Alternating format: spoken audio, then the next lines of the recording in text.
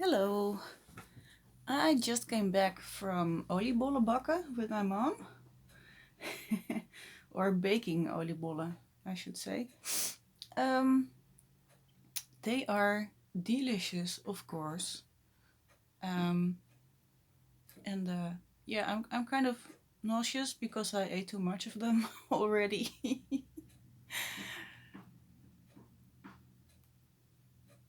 So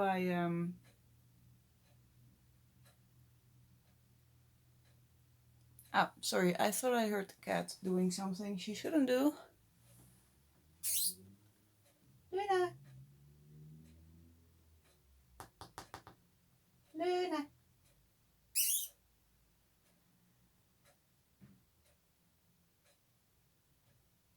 Okay, wait a second. I'm going to look what she's doing.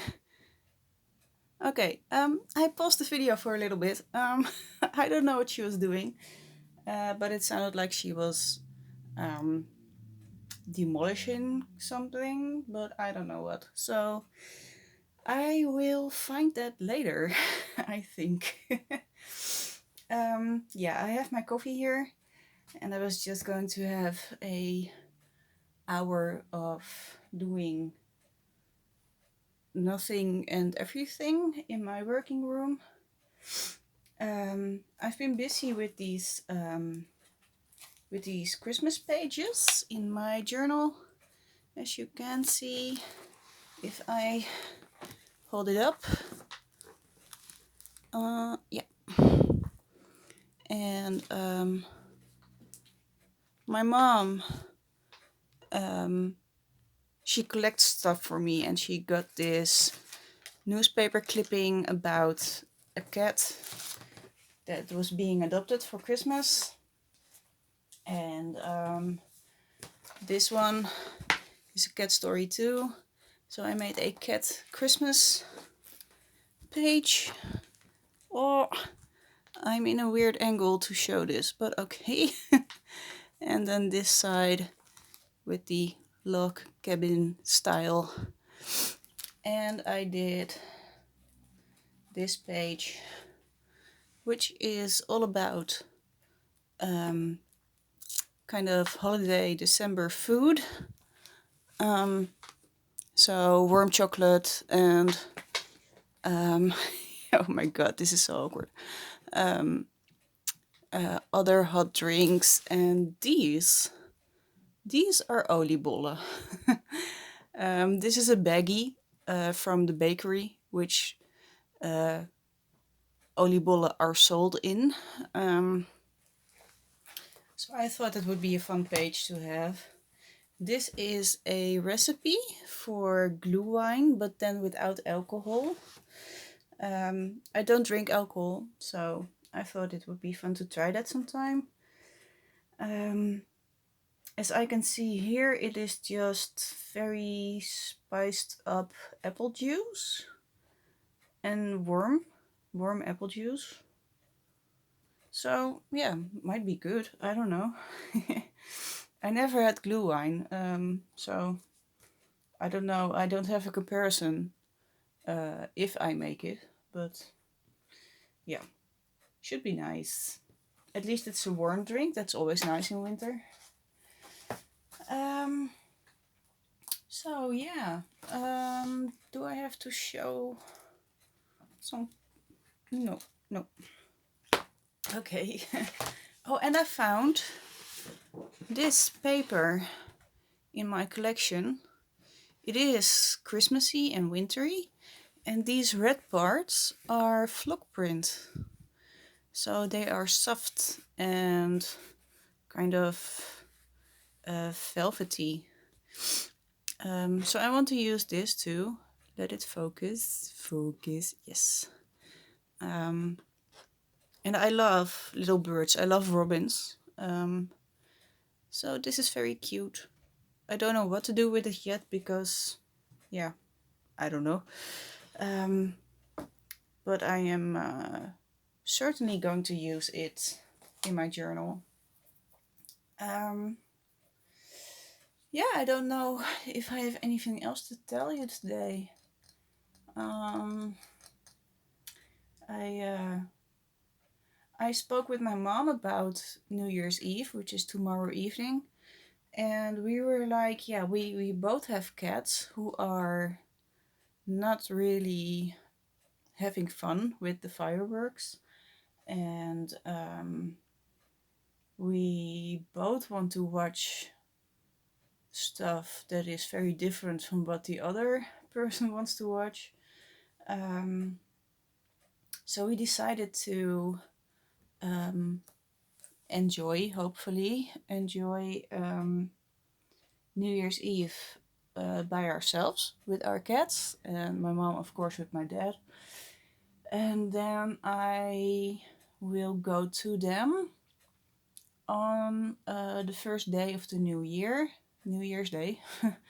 Wow, it's so simple to say it like that.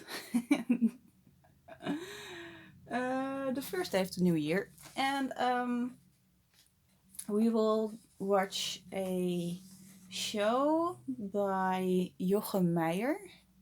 And Jochem Meijer is a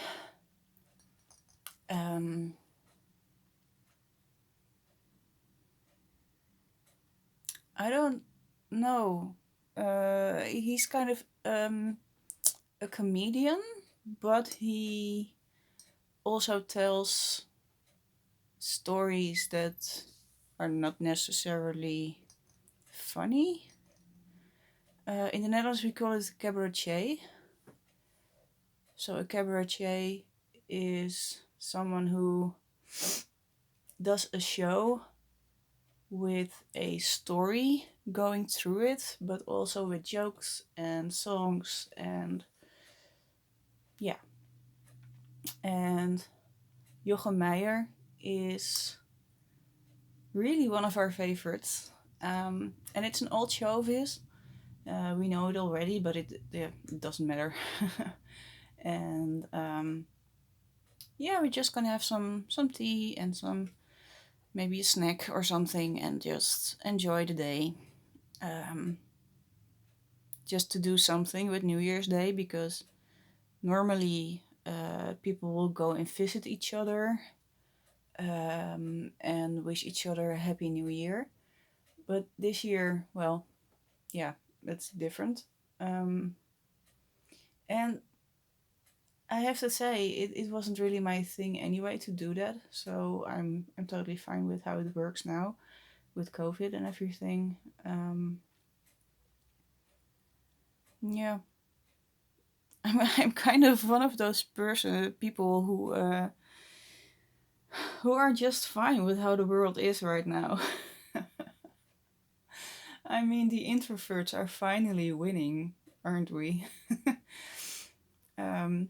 I mean, it is terrible, everything that happens, but in a way, a lot of introverted people are kind of feeling some relief from social obligations, and yeah, that's the only nice thing about COVID. As I can, I don't really follow the news and stuff because it makes me very depressed and angsty and anxious. But I think I heard little tidbits about how bad it is right now in the Netherlands, and it is really getting very bad. We are at a point that hospitals are shutting their doors for new patients. And it's just getting worse and worse, and people don't take it seriously. And a lot of people are just whining about how bad the politics are, and yeah, it's terrible. It really is terrible. And our healthcare system in the Netherlands is so backed up and bureaucratically screwed that we are the last ones in Europe to get vaccinated. and the vaccines won't start until 8th of January. And it could be that we won't even be vaccinated before summer, because they start with, obviously, the elderly and the sickly. So the normal people, quote, normal, they are maybe just getting vaccinated in summer, or during or after summer, after. I don't know. It's, yeah. The thing is, the Netherlands it has this image of being a very laid back and easy country to live in. We have a lot of freedom in this country, but essentially we are just screwed with all the rules in our country and just stupid bureaucracy. And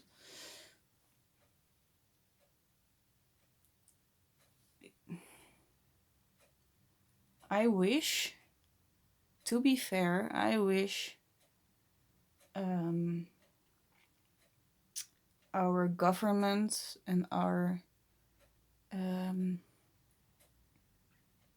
whole system in this country would be more just hands-on. And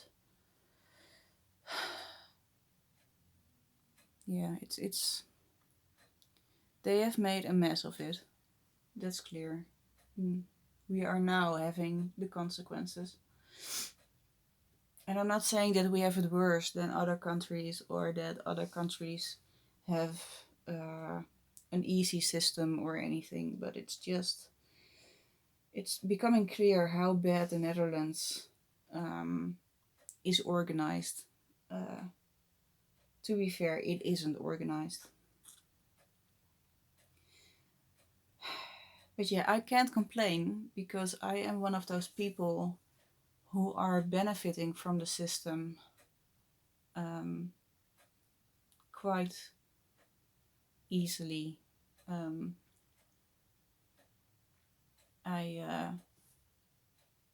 one of the happy people who have welfare from the state, and just have an easy life by myself. But there are a lot of people who have sick children, or have lost their job, or anything, and they're just being drowned in stupid rules and a lot of backlog and twisted views on things. I don't even know. To be fair, I wouldn't even talk about this a lot in Dutch. So I have quite some difficulty talking about this stuff in English, because even if I have coherent sentences in my head about all this stuff, it is in Dutch, and then I need to translate it to English. So it's a bit it's a bit complicated to talk about this all.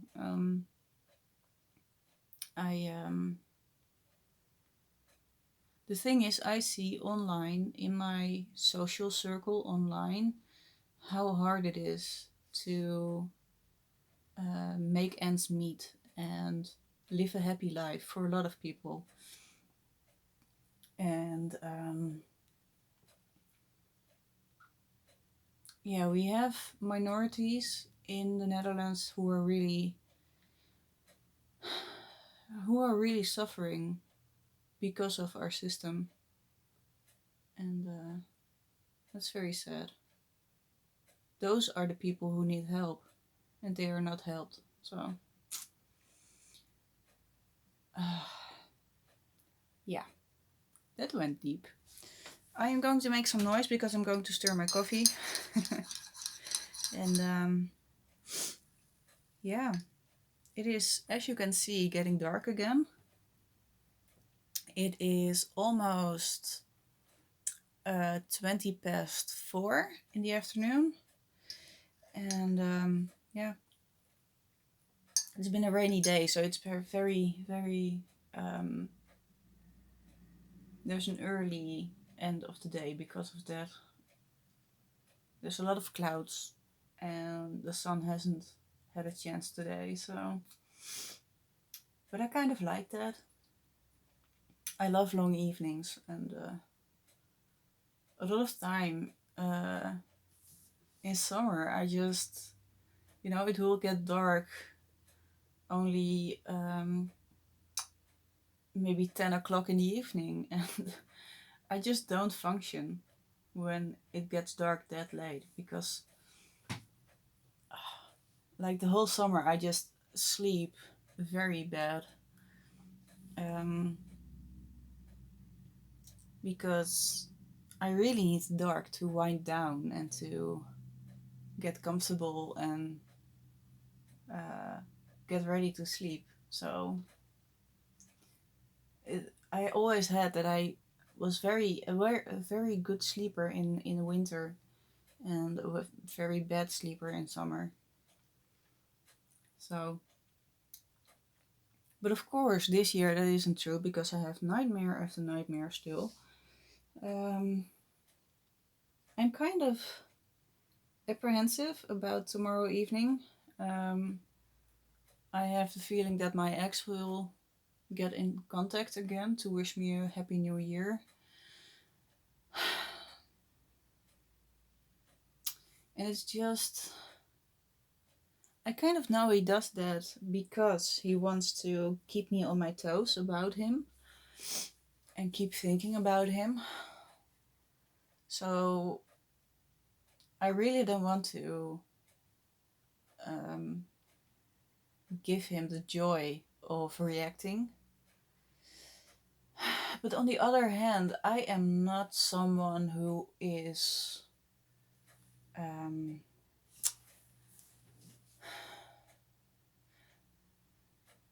I really value being a nice person.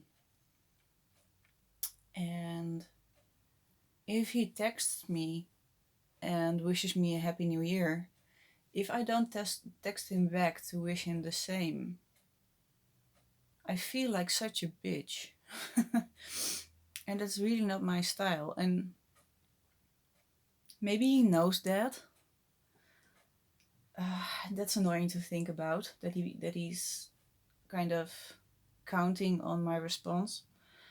On the other hand, if I just reply in a normal fashion and just keep it short and simple, I can look myself in the mirror and say that I wasn't bad to him or anything. So it's kind of, it's hard to decide what is the best course of action.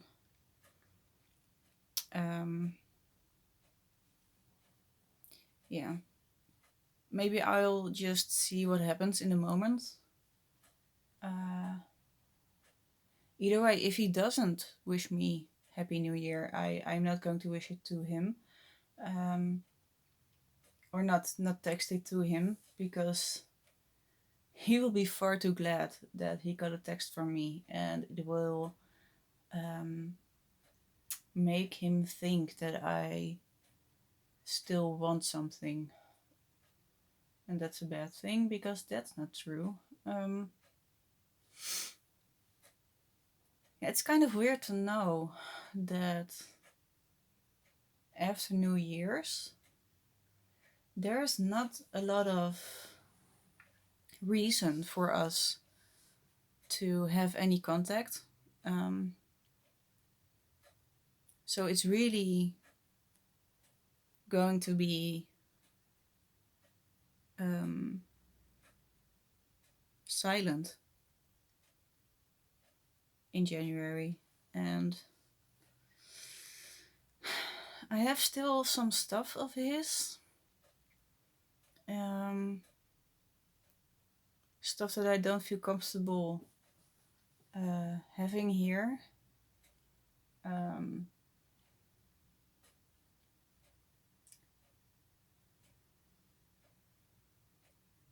I really don't know when or how to do something with that.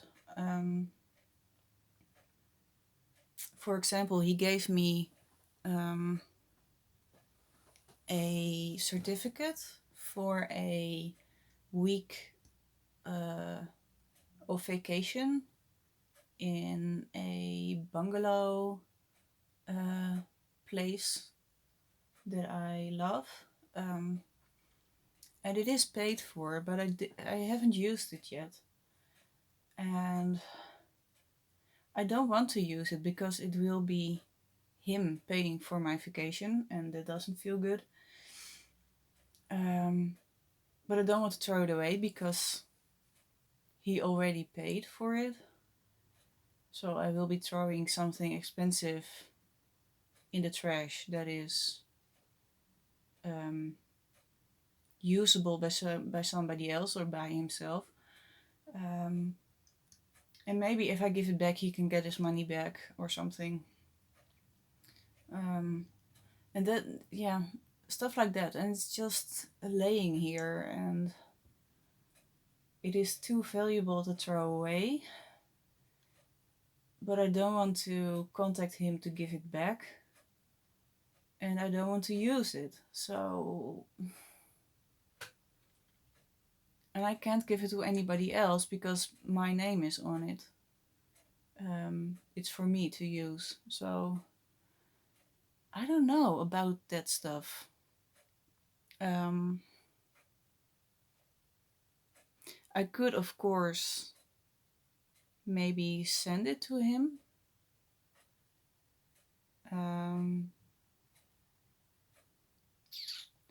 That might be a thing. To just pack it up and send it with a secured post thing. But yeah, I feel like I have to do something with that in the new year. And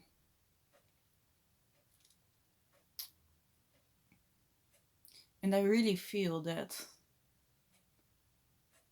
if the new year gets going a little bit, and maybe if this pandemic is going down, and maybe the vaccines are getting in, I think, because the pandemic was a big part of our breakup, I really think that he is just going to try to lure me in again, or at least try to talk to me. And I'm getting a bit nervous just thinking about that. Because for me, the best would be just to ignore everything and just leave it all behind and just go on with my own thing. But I think, I feel, and I really feel that he thinks that too, that it's not really that it's not really concluded between us, because we didn't have well, of course we did have a breakup talk, but that was by phone after we haven't seen each other for a while, and it feels kind of surreal. So I think that contributes to the thought that it's not really concluded. So yeah, I don't know. It's still all in development. There are days that I don't think about it and just have little moments of missing him. But I noticed that today he's really in my head, and the whole situation is in my head. Still, still after 2 months, it has calmed down overall. But when I really think about it, it just really makes me anxious and sad. And especially knowing that he will. I don't think he has let go of me yet. I he will be back. He will be in contact. I just know it.